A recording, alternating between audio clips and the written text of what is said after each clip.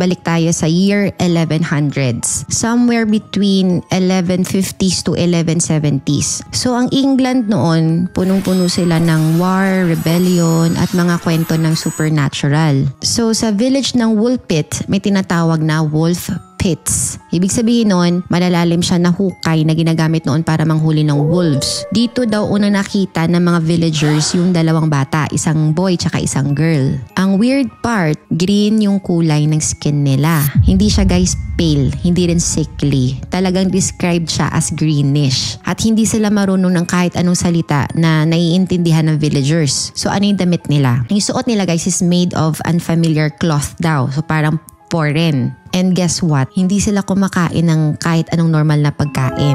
So, trinay ng mga villagers na bigyan sila ng tinapay, karne, gulay. Pero lahat guys, nirefuse. Hanggang sa may nagbigay ng hilaw na broad